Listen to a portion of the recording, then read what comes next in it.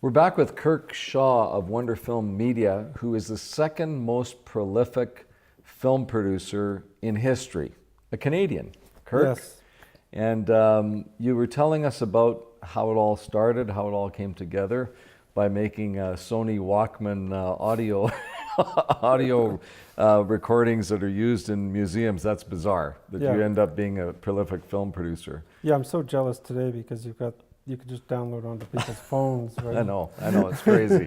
But so tell us about where you're headed now with your new company, Wonder Film, and how, I mean, I'm quite well aware, being in the business myself, of how things are changing so rapidly. Talk to me about how your company is sort of leading that change. You know, well, first I'd say like a year ago, I was starting to think that my career as a filmmaker was coming down to an end.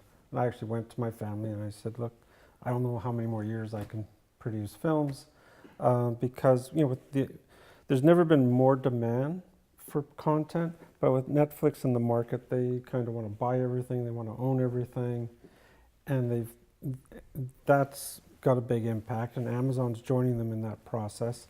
And then you have the foreign markets are getting more into local language, and you know, my business model was always selling foreign, getting pre-sales, and then going and making my movie. And that market is softening slowly. It's eroding. And so the old way that Hollywood has used since the 1919 of syndicating movies around the globe to help costs, that's eroding. The markets are getting smaller, less buyers are coming, the prices are shrinking, but people still want content. And I just thought I was at pretty much getting to the end. And, you know, went to my family. I even got a star on Granville Street at their Walk of Fame, and going, okay, I guess this really is getting close to the end. Plus, you're pretty old. Yeah, I'm in my early 60s, and you think, okay. So I'm trying to get my wife to spend less. Part of the downsizing. Yeah, exactly.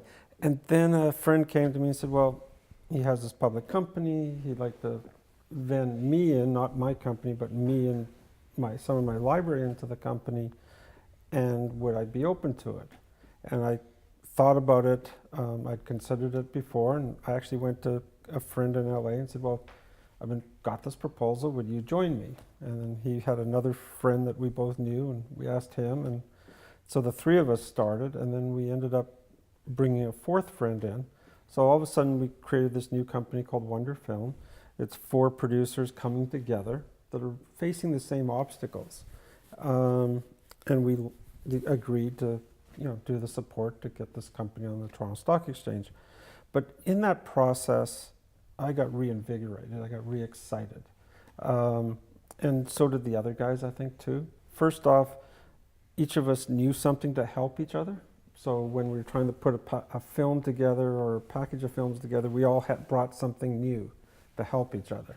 Then we'd be sitting down with agents in Los Angeles and having lunch, and this one agent would look across the table and said, well, I used to deal with you and you and you, now I got to deal with all of you.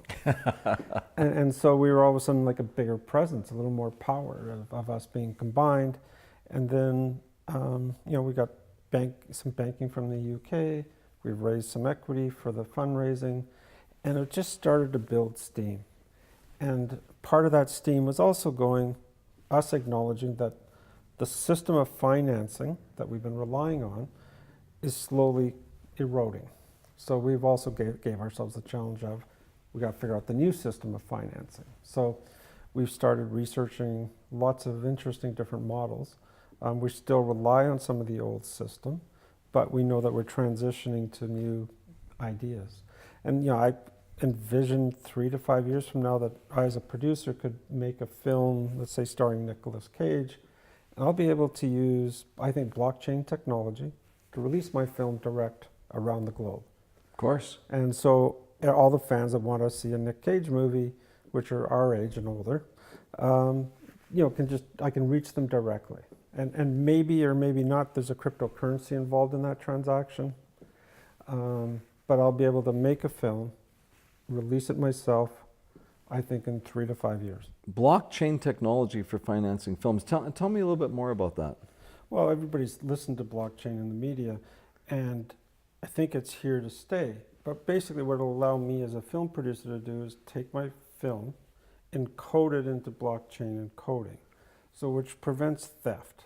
Anybody that accesses that movie, wants to buy the movie or watch the movie, they have to pay to get access to it, even in China or India, where there's rampant theft. So I believe I can make my film, encode it into blockchain, make it available on the web, and people will be able to subscribe to it directly from any country in the world. Yeah, it's interesting that you say that the business is eroding. You're using the word eroding, yet, you know, there's the amount of screens that people can actually watch a movie on, including your phone, is exploding. Yeah. What I say is eroding is the business model. Yeah, the Hollywood old model. business model. Yeah. But like I have 3 kids, and I watched how they take their content, and all 3 are different. Right? Really? All 3 are different. You know, my daughter brings it in on her phone. My son, youngest son, he watches sports, and he watches, you know, his favorite shows on television. And then my oldest son... He's an old school cable guy. Yeah, he likes his sports, and he likes Jimmy Fallon, and, you know, and he has certain things that he likes, and he's old school watching TV. My daughter's totally on the phone. She'll watch a whole movie on her phone, lie in bed and watch a movie on her phone. I'm like, it's bizarre. Yeah. Yes. And then my oldest son is just oblivious to it all. He doesn't watch anything. He doesn't interact with anything. He's oblivious to it all. Interesting. So, and they're all within a couple of years of each other. yeah, they're all 2 years apart. But it's just interesting watching them. So then you're trying to go, okay, well, what is the future? How do I make content for them? And so yeah, I use them as a model all the time.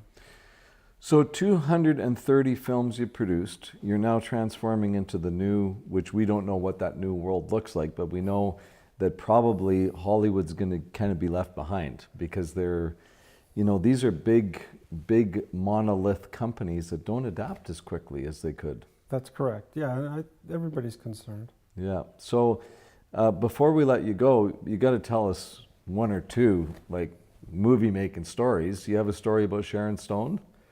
Oh, yes. You picked one of my favorites. Sharon Stone was an important actor for me. I did a movie called When a Man Falls in the Forest with a young filmmaker, Ryan Eslinger, who had come out of the Sundance Film Festival labs. And Sharon supported him by lending her name to the film, and we were able to add Timothy Hutton. But what Sharon Stone was for me, it was her agency at the time, an LA agencies, trusting me with one of their top stars. Yeah, and you're an up-and-coming producer. You're like you're the Sony Walkman guy out of Canada. Yeah, exactly. So you know, we needed to receive her into the city. We needed to treat her properly. We needed to protect her. She needed to have a good time on set. And you know, we achieved all that with her. And, but most importantly for me was, at the end of the day, we'd finished shooting. It's a 12-hour day, and we were shooting in Maple Ridge, and it's about an hour drive back to the Sutton Hotel where she was staying. And I was going back with some other producers. She was just coming back with her entourage. And we just coincidentally arrive at the Sutton at the same time, and my friends get out of the car, and she pulls in behind. And she got out, and she walked over to me, and she kissed me on the cheek. Wow. There was no word. We didn't say anything. We just had a little hug, a little kiss. She went into the hotel, and I went home, and there was like no way I was going to wash my face. I crawled into bed beside my wife, and I was like, I don't want to touch her. I just wanted to enjoy this kiss and the lipstick on my cheek.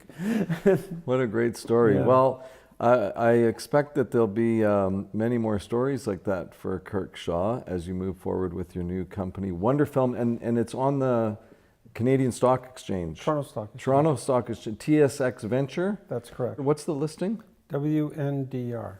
Okay, well, keep an eye on that. WNDR, KIRK Shaw, Wonderfilm Media. Thanks for being on Biz 101. Okay, thank you, Randy.